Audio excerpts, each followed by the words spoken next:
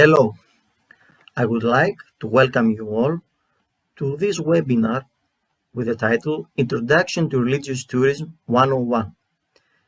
My name is Dr. Georgios Kaitanos. I'm a lecturer of religious studies in the Department of Theology and Culture of College University Logos. And with me we are going to discuss some basic topics considering religious tourism. Together we are going to see some basic factors and try to define what religious tourism is and how religious tourism can be combined with religious studies. We are going to discuss about theoretical factors, about some specific sectors of religious tourism, and also to study some cases. But before we start our first lesson, I would like to introduce you to this book, which is going to be published soon. It is an introduction for religious tourism. It will be published in Albanian, but with me together, we are going to discuss some of the things that are included in this book. So, during our courses, we are going to discuss most of the content that is included, as I said before, in this book. And let's start our first lesson considering some theoretical factors about religious tourism. And during my course, we are going to have a live translation into the Albanian language for the students that are interested to study in this program, or even they are already studying for this program. So let's start. As we mentioned in this short introduction, Ashtu siç përmendëm në këtë hyrje të shkurtër, this first lesson will be a short presentation of some theoretical aspects considering religious tourism. Ky do të jetë një prezantim I shkurtër I disa aspekteve kryesore në lidhje me turizmin religioz. But before this, let's see the content of our webinar. Por përpara kësaj le të shohim përmbajtjen e webinarit tonë. As you can see in the slide, the first lesson will be about the theory around religious tourism and a short introduction. Siç e shihni edhe nga slajdi, mësimi I parë do të jetë një teori mbi turizmin religioz. On our second lesson, we are going to discuss more seriously about religious tourism and we'll try to define it. Në mësimin e dytë do të flasim më tej, më me hollësi për turizmin religioz dhe do të përpiqemi ta përkufizojmë atë. The third lesson will be about a comparison between pilgrimage and religious tourism. Mësimi I tretë do të ketë të bëjë me një krahasim midis pelegrinazhit dhe turizmit religioz. It's very important to see the similarities and the differences and clear the air because many people misunderstand what pilgrimage or religious tourism is. Për shkak se shumë njerëz e keq kuptojnë se çfarë është pelegrinazhi apo turizmi religioz, këtu është shumë e rëndësishme që të shohim si dallimet ashtu dhe ngjashmëritë dhe të bëjmë sqarimin e duhur. And on the final lesson of this webinar, we are going to check, as we said, some case studies about religious tourism. Dhe në mësimin e fundit të këtij webinari, siç edhe shihni, ne do të trajtojmë disa nga rastet studimore ose studime tematike në lidhje me turizmin religioz. Mainly because there are many topics and sectors that are around tourism. Kryesisht për faktin se ka shumë sektorë dhe shumë tema rreth turizmit. That affect also religious tourism and generally the experience of the tourists. Që ndikojnë si mbi turizmin religioz, po edhe mbi përjetimin e vet turistit. But also the environment that those tourists visit and what is the effect after their departure. Dhe gjithashtu dhe mjediset që këta turistë vizitojnë dhe cili është ndikimi pas largimit të tyre. This is a first description of the content of the workshop. Let's start with the main goal of this webinar. Ky ishte një përshkrim i shkurtër i temave kryesore të këtij webinari. Le të shohim më në hollësi pikërisht webinar. Qëllimi kryesor të tij. So, let's do a short introduction and talk about what we are going to try for these 4 courses. Le të bëjmë një hyrje ose një prezantim të shkurtër dhe të parashtrojmë se çfarë do të paraqesim në këto 4 mësime.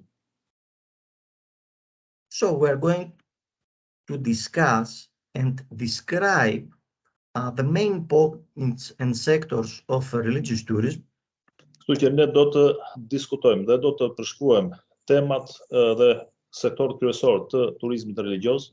Because religious tourism can be considered as a first descendant of modern tourism in general. Për shkak se turizmi religjios konsiderohet si një paraprirës i parë për turizmin modern në tërësi. And we need to clarify how the situation is in modern times.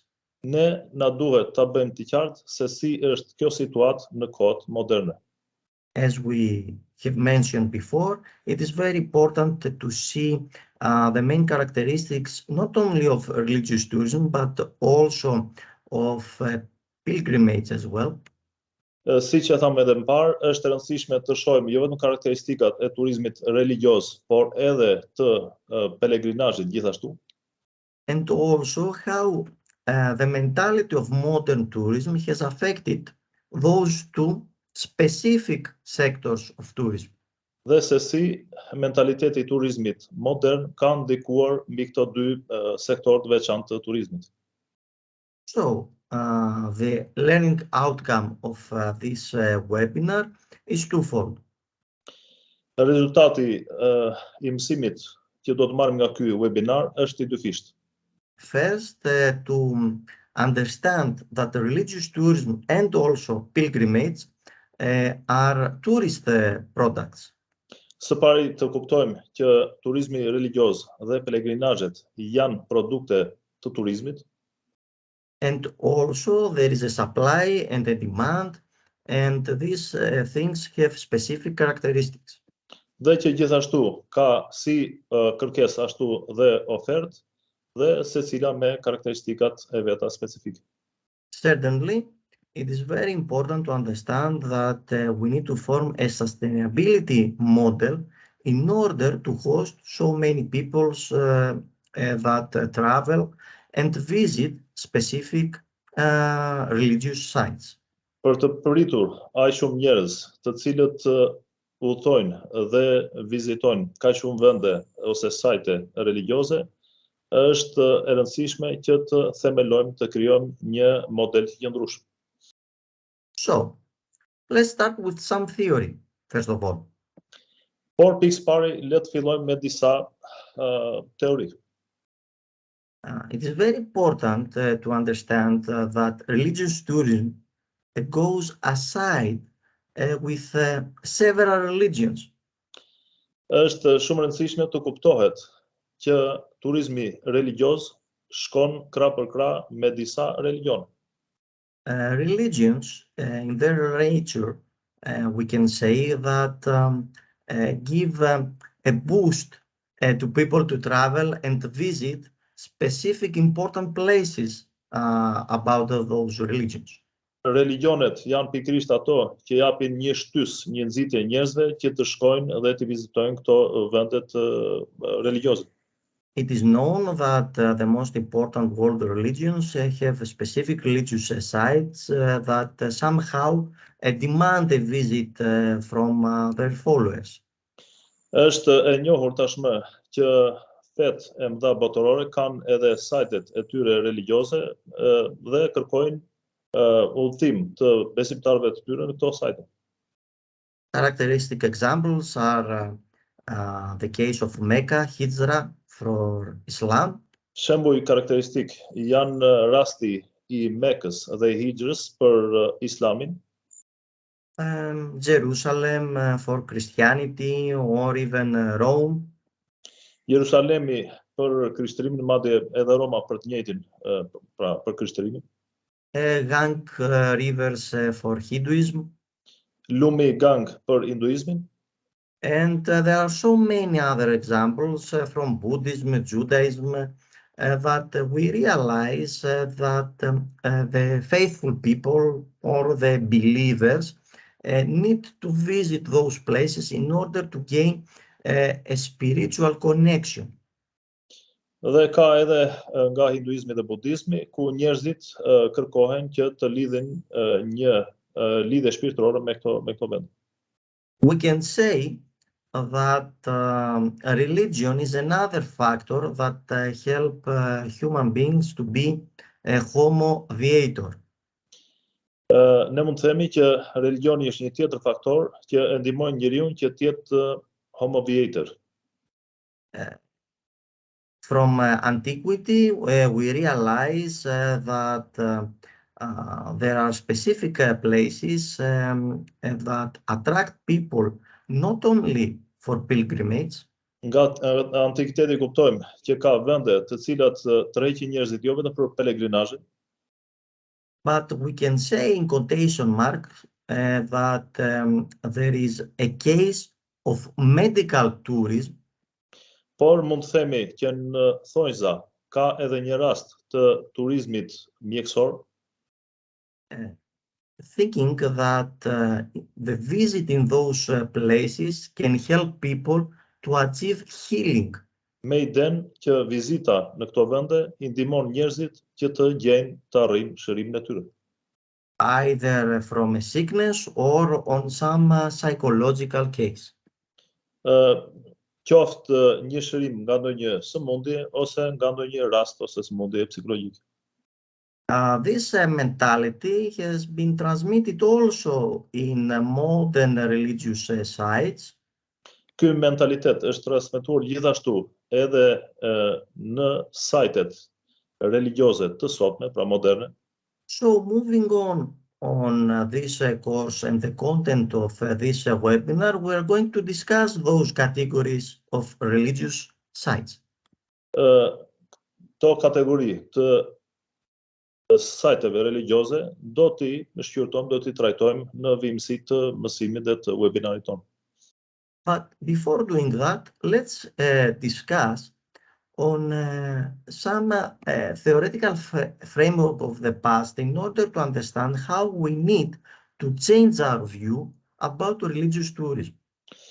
Por për të kuptuar nevojën për ta ndryshuar mentalitetin ton, mendsinë ton në lidhje me turizmin religjoz, le të shikojmë kuadrin teorik të së kaluarës. We have realized from a literature review that we have prepared that the theoretical study of religious tourism was focused on 4 specific sectors. Studim teorik I turizmit religjoz është I fokusuar në 4 sektor specifik dhe këtë ne e kemi konstatuar nga rishikimi I literaturës. The main focus of the researchers was first to distinguish the pilgrims, the people that had a concern, an interest, an internal interest to visit those places from normal tourists. Qëllimi kryesor I studiosëve ishte dallimi midis pelegrinëve, të cilët kishin një shtysë të brendshme për të vizituar këto sajte, këto vende nga turistët.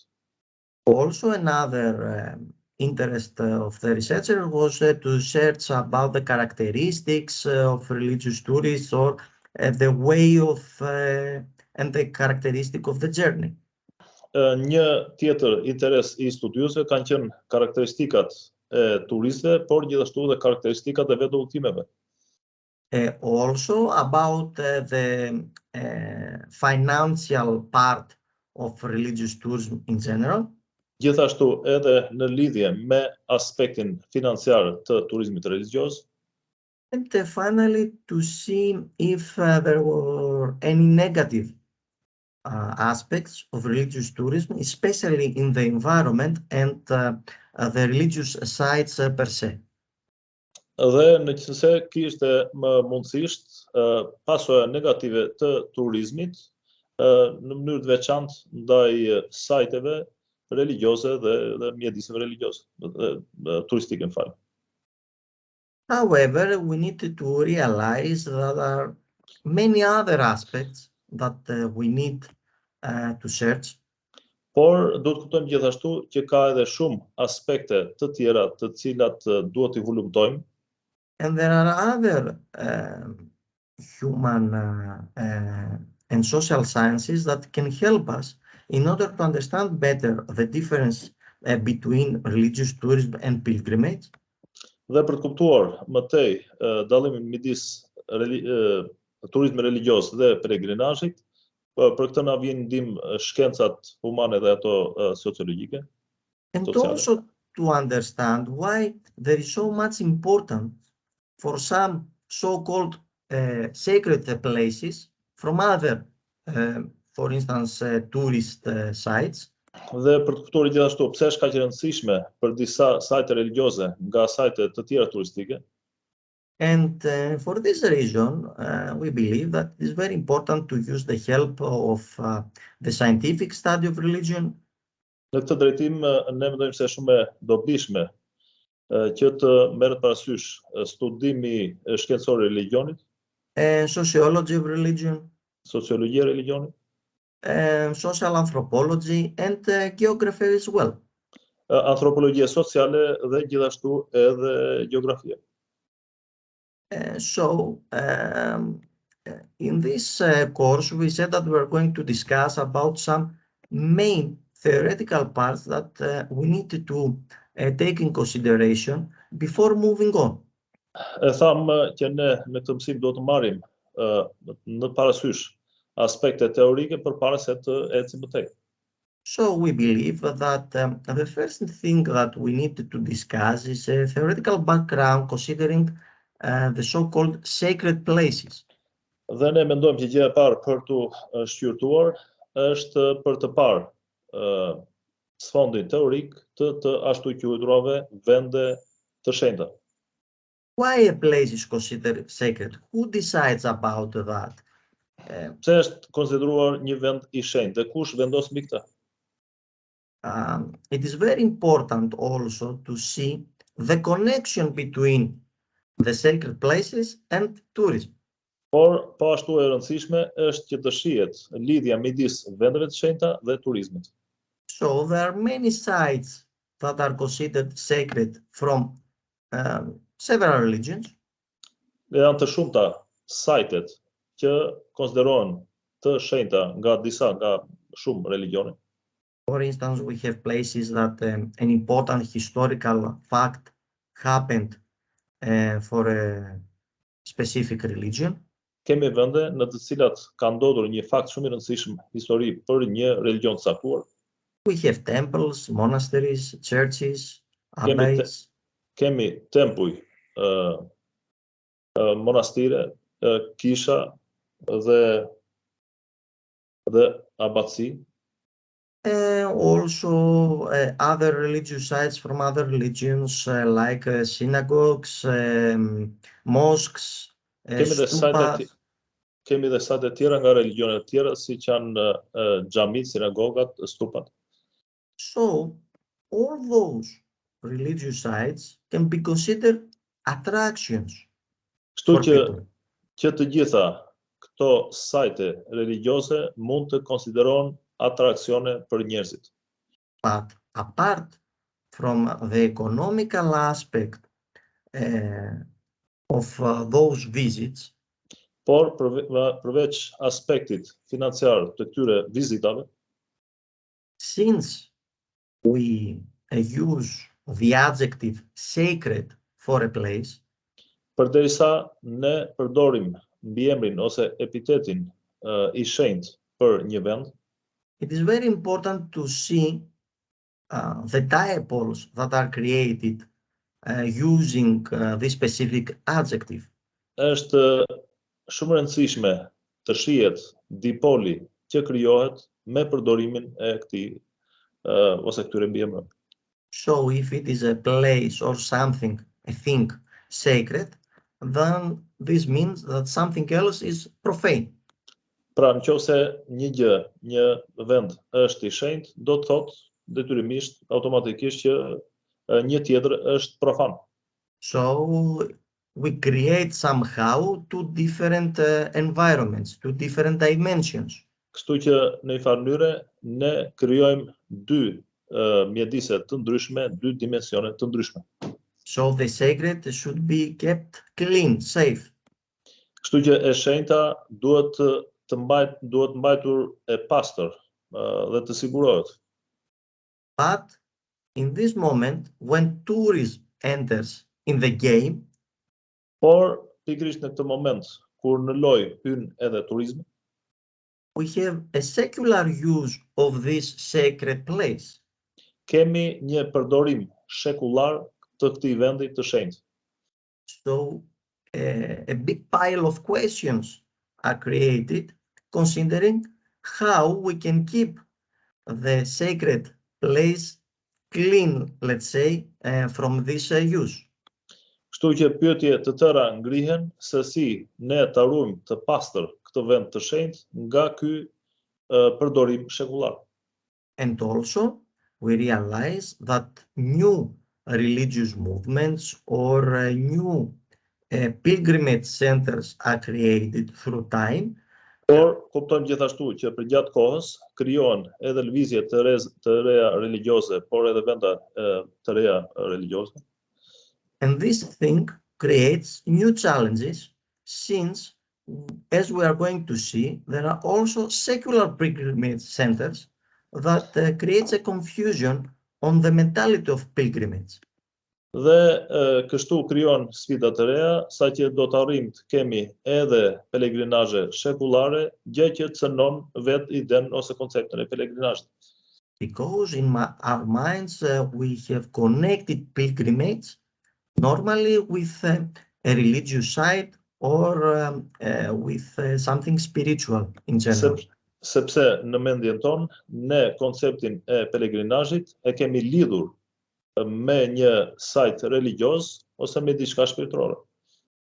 No matter what, let's discuss first about how we can define a sacred place. Megjithatë, tani le të diskutojmë se si mund ta përkufizojmë vendin e shenjtë. First of all, let's see what a place is. Por pikë së pari le të shohim se çfarë është vendi. Actually, we can say that a place is an environment. Në fakt ne mund të themi që vendi është një mjedis, një ambient that we can live. Në të cilin jetojmë, mund të jetojmë. And we realize that this environment has specific classifications, hierarchies, genealogy, even power. Dhe ne kuptojmë që ky mjedis ka klasifikime, hierarki, genealogji dhe madje dhe pushtet. Human beings and the society creates symbols and classification. Qenjet njerëzore dhe shoqëria krijojnë simbole, madje dhe klasifikime. Living in a place means that you are not a passive person, you are energetic, you are doing things, you are working, you create. Të jetur në një vend nuk kupton që nuk je një person pasiv, por je aktiv, krijon, prezanton. And it is very normal that living in a society, you are part of this society and you are part of the work and the creation of this society in the place that you are living. Dhe gjithashtu duke qenë në shoqëri, detyrimisht jeni dhe pjesë e shoqërisë dhe merrni gjithashtu pjesë në punën dhe veprimtarinë e kësaj shoqërie.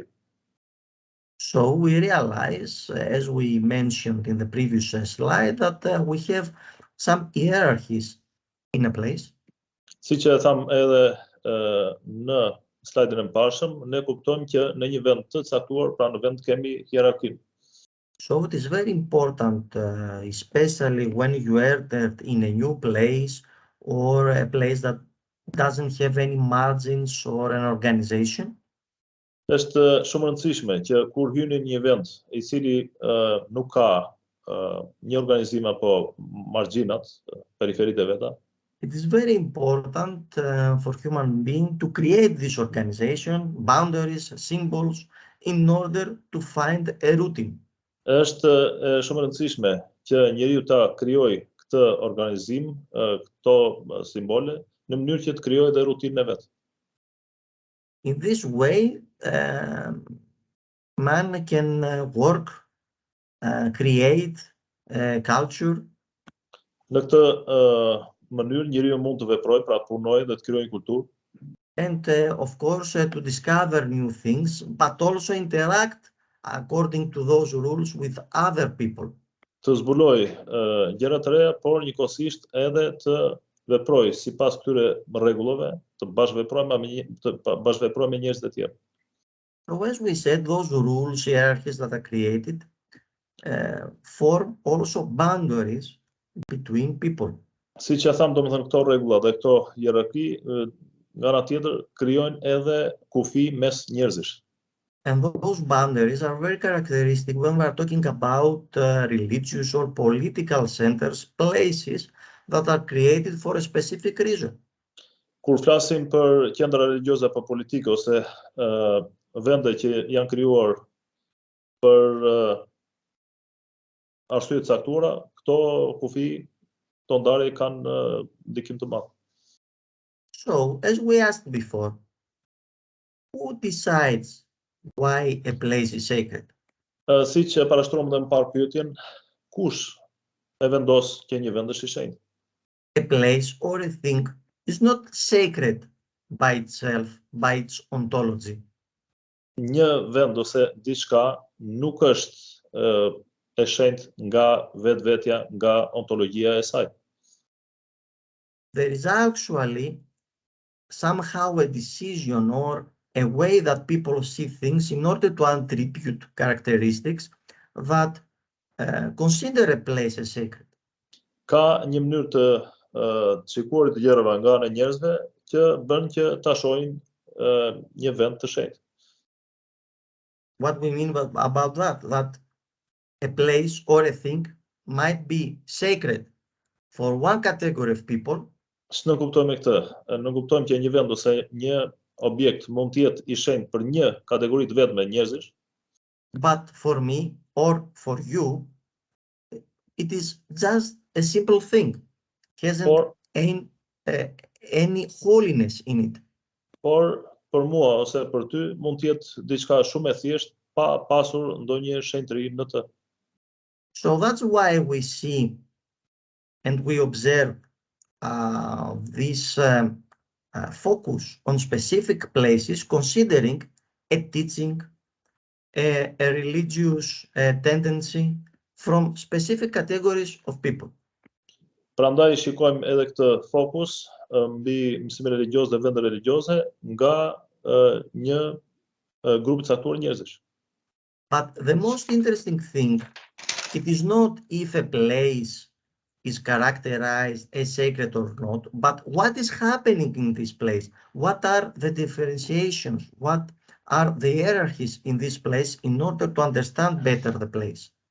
Në mënyrë që të kuptohet më mirë vendi, e rëndësishme nuk është për të parë nëse një vend është i shenjtë apo jo, por çfarë ndodh realisht në atë vend. A characteristic example from history and archaeology, of course, and the study of religion, history of religion, is what we saw in this slide about the Temple of Solomon. Një shembull karakteristik nga historia, nga arkeologjia, por edhe nga historia e religionit është ajo që ne shohim në këtë slide, pra Tempulli i Solomonit. I believe it's one of the best examples in order to understand how hierarchies and social strata work in a place. Mendoj se është shembulli më i mirë ilustrues pra për të kuptuar se si hierarkitë dhe shtresat shoqërore veprojnë në një vend. Not everyone can be in every place in this temple. Jo çdo kush mund të jetë në çdo vend të këtij tempulli. depending on your social status, you need to be in a specific place or you are allowed to be in a specific place. Në varësi të statusit tënd shoqëror, ti mund të jesh pra vetëm në një vend të caktuar ose të lejohet të jesh vetëm në një vend të caktuar. So, the priest, the king, the people are allowed to be on specific places and are not allowed to be on other places. Kështu që priftërinjt, mbretërit, njerëzit lejohen të jenë në një vend të caktuar dhe nuk lejohen të jenë në vende të tjera. And of course, this position of each category of people has to do with the ritual that is performed every time inside this temple. Dhe me ritualin që performohet çdo herë brenda këtij tempulli lidhet edhe pozita e secilës kategori të njerëzve. So in this way, this philosophy works mainly when you are in a place, you have your own position, depending. Kështu funksionon kjo filozofi, që në varësi të pozitës, gjendjes në një vend, në varësi. The mentality of the society that you live in. Në varësi të mentalitetit të shoqërisë në të cilën jeton. There are also other examples that we can use from other religions or from other societies, not only about religious sites. Ka edhe shembuj të tjerë që mund të merren nga religionet tjera dhe nga shoqëritë tjera dhe jo vetëm për sajtet religjioze.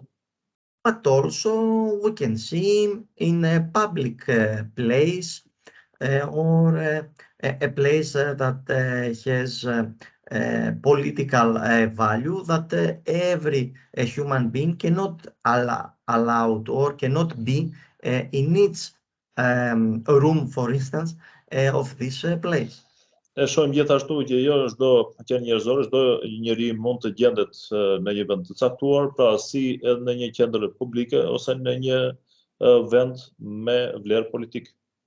But let's return talking about religion and religious sites as sacred. Por le të kthehemi dhe të flasim për religionin dhe sajtet religjioze si të shenjta, pra vendet. Because the most characteristic thing is the presentation of the place as unique. Sepse gjëja më e rëndësishme është prezantimi I vendit si unik. So each religion presents the uniqueness or characterizes a place as unique because of a specific event in its history. Për shkak të çdo ngjarjeje specifike në histori, religioni e prezanton një vend si unik. It is very important, for instance, the example that we give here about the crucifixion of Christ in Jerusalem. Është shumë I rëndësishëm shembulli që ne ofrojmë këtu, ai I kryqëzimit të Krishtit në Jerusalem. The burial and then the resurrection of Christ. Varrimin dhe më pas ngjalljen e tij. We realize all this campaign from Constantine the Great in order to present the uniqueness of this place. Dhe ne kuptojmë këtë fushat të ndërmarrë nga Konstantini I Madh për të paraqitur unicitetin ose të qenë unik të këtij vendi. Building new temples and creating a ritual that connected all those temples, considering moments from the life of Christ. Duke ndërtuar tempuj të ri dhe me ritualet përkatëse në lidhje me ngjarjet kryesore të jetës së Krishtit. This uniqueness of a place or the special event or moment or characteristic of a place. Ky unicitet I vendit ose karakteristika e një vendi is the main aspect, if you want to say so about the characterization of a place as a sacred from several religious traditions. Është aspekti kryesor për karakterizimin si të shenjtë të një vendi nga tradita të ndryshme religjioze. But since we are discussing about the way that we need to work theoretically, Por përderisa ne po flasim për mënyrën si të veprojmë teorikisht, we believe that also semiotics can help us in order to achieve this analysis of the symbols connected with the place. ne mendojmë se për këtë gjë na vjen ndihmë semiotika për të shpjeguar simbolet të lidhura me vendin. So as we discussed, people produce symbols in order to explain better or connect better to describe things. Siç e thamë, njerëzit prodhojnë simbole për të bërë një përshkrim më të saktë të gjërave. Especially in the case that we're discussing, if we put a high value on a place, even presenting it as sacred, Veçanërisht domethënë për rastin që po flasim, duke I vendosur shumë vlerë vendit, ajsa ta quajmë atë edhe të shenjtë. semiotics can help us realize this. Është semiotika ajo që na ndihmon ta kuptojmë këtë. And especially if we wanted to use also tourism in this way of studying things. Dhe sidomos nëse përfshim edhe turizmin në këtë mënyrë të studimit të gjërave. This combination helps in order to realize why a specific place is characterized not only as sacred, Ky gërshetim ndihmon për të kuptuar pse një vend karakterizohet jo vetëm si I shenjtë, but also why the pilgrimage in this place or in this route is very important. por pse është I rëndësishëm edhe peregrinazhi në këtë rrugë ose në këtë vend. So understanding why a place is characterized like that Pra, duke kuptuar se pse vendi karakterizohet ashtu, can help also tourism management mund të ndihmojë edhe në menaxhimin e turizmit, to explain why we can create a package of service for specific people that are interested and what to claim in this service. për të krijuar një paket shërbimesh turistike për njerëz të interesuar dhe çfarë mund të presim nga kjo. Actually explaining why you need to perform this pilgrimage and what you are going to see or what we are going to experience. Pra, duke shpjeguar se çfarë pret, domethënë nga ky udhtim turistik dhe çfarë të marrësh prej andaj. But also, as I mentioned, it's very helpful to use also geography in this aspect of discussing about sacred places and religious tourism in general. Dhe në këtë aspekt të diskutimit për vendet e shenjta dhe të turizmit në tërësi është rëndësishme dhe përfshirja e konceptit gjeografisë. So, geography can help us find out some characteristics of specific religious sites. Kështu që gjeografia mund të na ndihmojë ne të zbulojmë disa karakteristika të vendeve të caktuara religioze. In a map, we can find out where those sites are. Në hartë ne mund të gjejmë vendodhjen e këtyre sajteve. And we realize that there are many sites that are characterized as sacred. Dhe ne kuptojmë gjithashtu që të shumta janë sajtet të karakterizuara ose të cilësuara si të shenjta. That maybe they are on a specific region.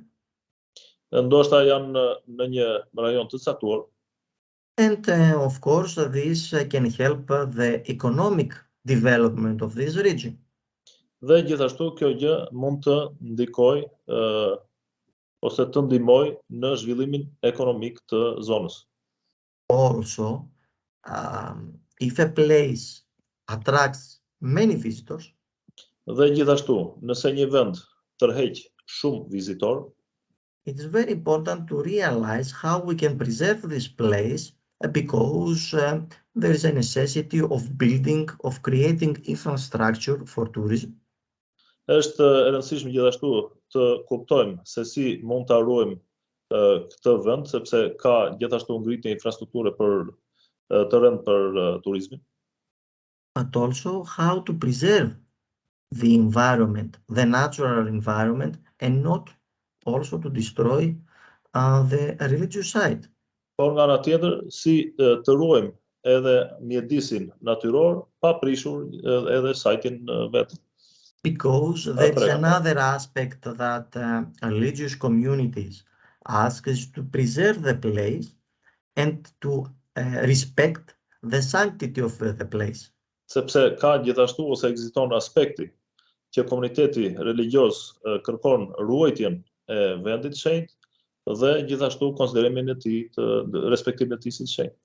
So the popularity of the place can cause many troubles after the end of the visit. Kështu që populariteti i një vendi mund të shkaktojë shumë të lashe, mund të sjellë probleme pasi është kryer vizita.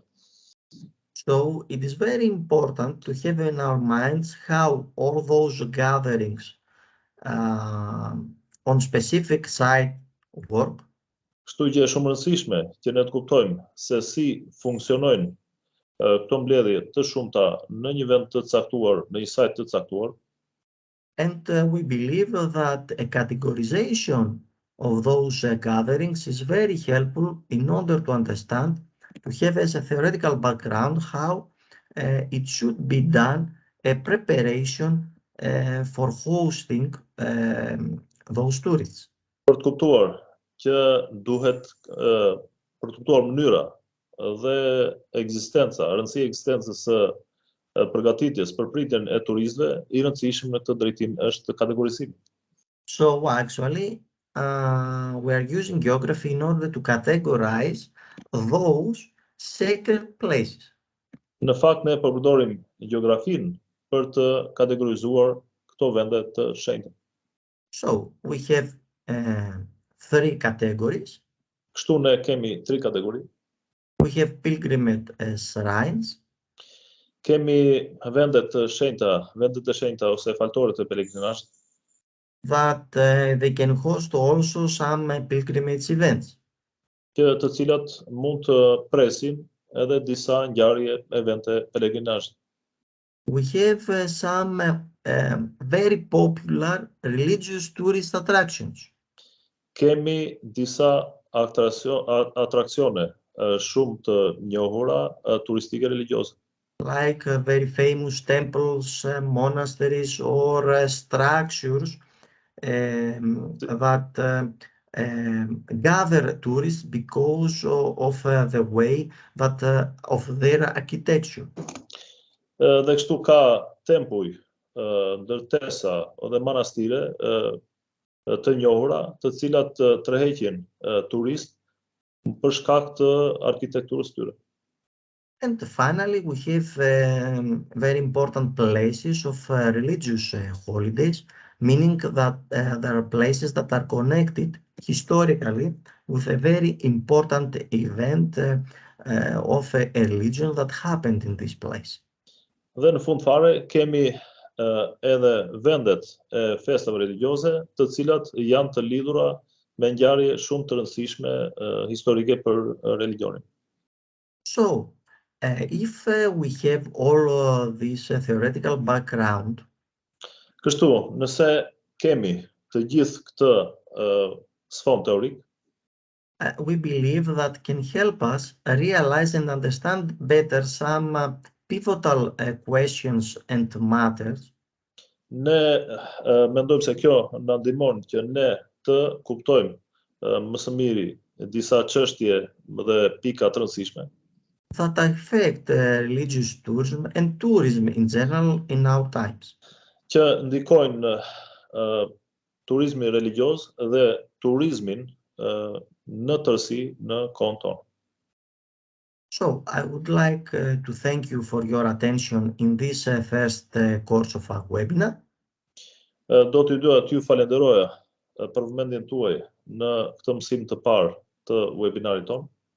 And in our next session, we are going to discuss about definitions of religious tourism. Dhe në mësimin pasardhës tjetër, pra do të diskutojmë për përkufizimet e turizmit religios. Thank you. See you in the next course. Ju falenderit, shihemi në mësimin e ardhshëm.